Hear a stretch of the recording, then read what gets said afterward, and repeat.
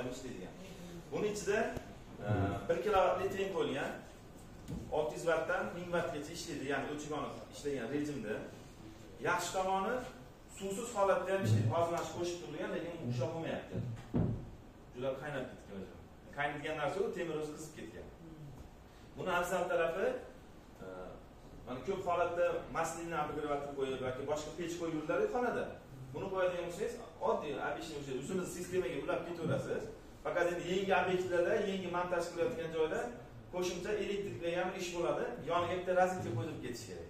Agar o'zingiz qiladigan bo'lsangiz, o'shani ham hisobini olib ketish kerak bo'ladi. Bitta uchastkada, masalan, 10-15 ta radiator qo'yadigan bo'lsangiz, kamida bir 4 tasini shundan qo'yishni tavsiya beramiz. 100% hammasini bo'lmasa ham. Ya'ni ota-onaning xonasiga, yosh bolaning xonasiga yoki nimalarga qo'yadigan bo'lsangiz, afzal tarafi gaz o'chib qoladigan bo'lsa ham, mavsum paytida gaz pasayib ketishi bor masalan. O'sha payt avtomatik holatda elektritsizlik bilan ishlatsangiz bo'ladi. Teni bilan.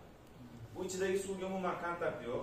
Umuman nakib keldi degan narsa yoki suvsiz qolib kuydi yoki qaynab ketib toshib ketdi degan narsalar yo'q.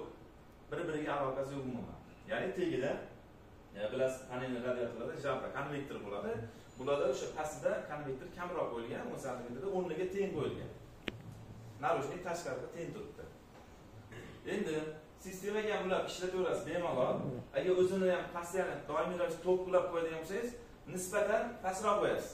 Ya'ni qatyonli gradusda haroratda buni pastroq qo'yasiz. Xonadagi masalan. Avtomatik holatda gaz o'chadigan bo'lsa ham, avtomatik holatda ishga tushadi. Gaz kelishi bilan yana avtomatik holatda ishlab ketaveradi. Shu taraflari ham afzal.